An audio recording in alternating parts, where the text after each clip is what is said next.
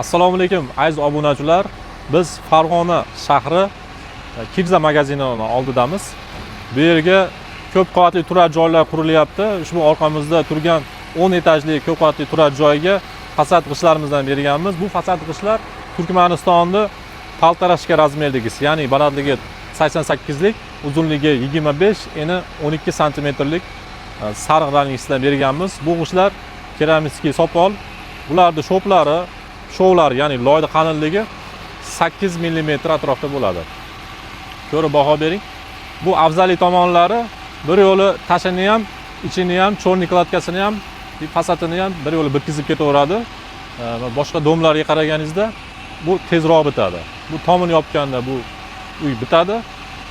Boshqa domlarda fasadning g'ishti urilmasa, tomini yopgandan keyin adenda fasadini, shkaturkasini, shpakilovkasini, shu kamintin va shu nima qilish kerak bo'lsa, alohida har bir kvadratiga pul beriladi hamda lesalar tikkalanib qo'shimcha xarajatlar bo'lib qolishi mumkin.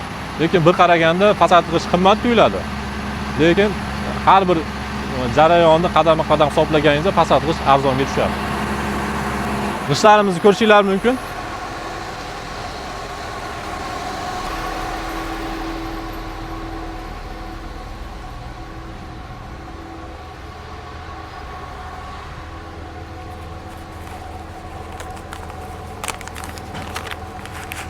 Mana ranglariga e'tibor bering. Upakovkada xudo xolasa yomg'ir, qordan saqlangan holda bemalol changga ziyon yetmaydi. Siniqlari ham ko'p chiqmaydi ichidan. Hop. Bular bitta paddonda 308 tadan bo'ladi.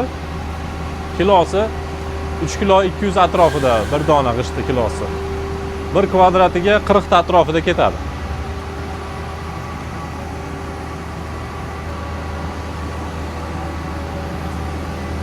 Mana hozir bu 10 etajli ko'p qavatli turar joyda podyezdlari kengina ekan. Hozir eng o'sha qurilish hozirmi 6-etaj bitibdi. O'sha jarayonga chiqib g'ishtlarni sifatlarini tekshiramiz, bir qator ko'rib chiqamiz.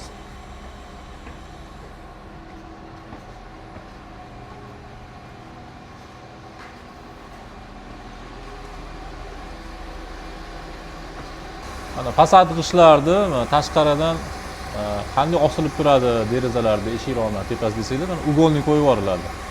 Ugolni qo'yib buni qora rangga bo'yashgan sababi lekin o'rnatiladigan rom bu sveti shu mokriy asfalt bo'lganligi uchun ugolni qora rangga bo'yashgan. Kimdir g'ishtni rangi bilan ham bir xil qilib qo'yadi. Misol, g'isht molosniy bo'lsa, molosniy rangga bo'yab qo'yishadi.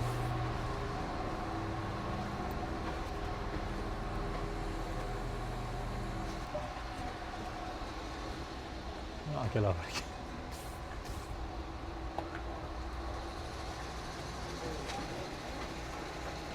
Shu ona ugonligiga yotkazilgan, ko'rdingizmi?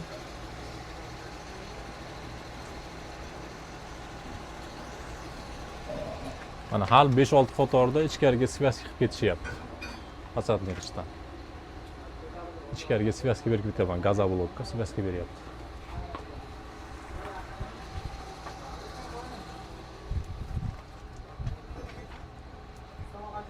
Ushbu obyektda biz 5-qavatidamiz.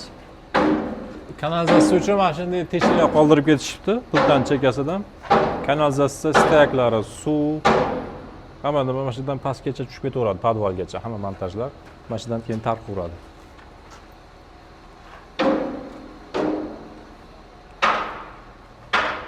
Mana bu joyga texnika bezopasnosti uchun mana to'siqlar qo'yib qo'yishibdi, yaxshi qilishibdi. Yarim qishqil to'sib yuboribdimi?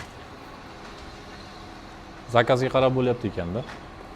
Kimgadir plasatka, kimgadir qanaqa xonalarga bo'lib berish bo'lsa, shu proyektga qarab bo'lib berishyapti ekanda. Mana shu ugolniyni nima sababdan qo'yiladi deb o'ylaysiz? Buni sababi mana shu gazoblok yukka bo'lsa, orqaga oldi ketib qolmasligi uchun hamda atkoslari bunchalar tekis chiqish uchun qo'yiladi. Ugonli. Keyin bular kleyda qatiriladi. Ushbu obyektda hozir 3-etajdamiz. Mana pastlatgichlar tindoq deydi, sal tindoq qilib chiqariladi. Chunki rom shu yerga qadalish uchun. Mana shu yerdagi eshigimi romni qo'yilsa, shu pastlatgichga qadaladida, keyin orqasidan shpakilovka tortishadi.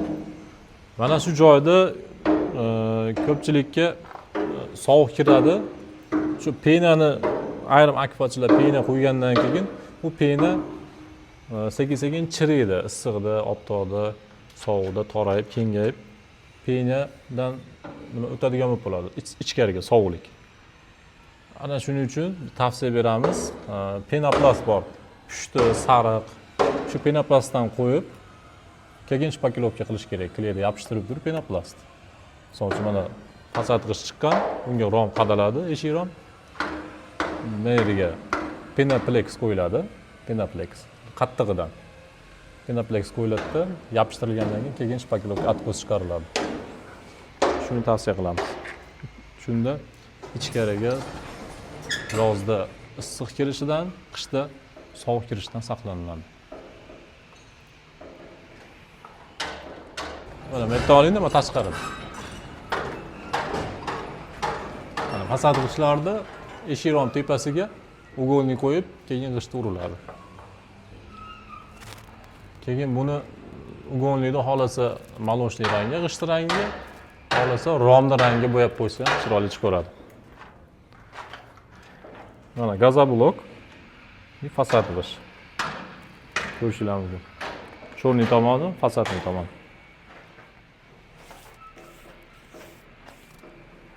Endi buni svyazkasi qanday bo'ladi desanglar, har bir 10 qatorda yoki 6 qatorda mana bunaqa setka bo'ladi. Bu stashkaning setkasi. Shu setkadan chiqarib turib, g'ishtga svyazka qilib ketiladi. Har 10 qator yoki 6 qatorda shu gazoblokka yarmi g'ishtga o'tadi. Mana shu svyazka bo'ladi. Yoki ayrimlar manaqasiga ham g'isht qo'yib yuboradi. Gazoblok manaqasi. Pastlatning g'ishtdan ichkariga bir g'isht butun qilib qo'yib svyazka qilish mumkin. Bu yer Farg'ona shaharida sentrda joylashgan Polsha bozorining oldidagi ko'p qavatli turar joylar. Biz mana shunday katta obyektlarga pastlatgichlarni cheklanmagan miqdorda yetkazib beramiz inshaalloh.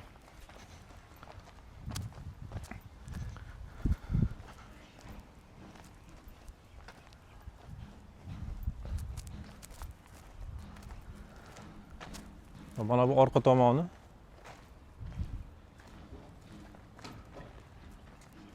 Romni rangi qora bo'lganligi uchun o'sha derazaning tepasidagi romni tepasidagi uголникlar ham qora rangga bo'yalgan ekan. Kimga shunday pastlatgichlar cheklanmagan miqdorida hamda birinchi qo'ldan olishni xohlasa, pastdagi nomerga murojaat qilinglar. Bizga like, podpiska bosib qo'yishni unutmanglar.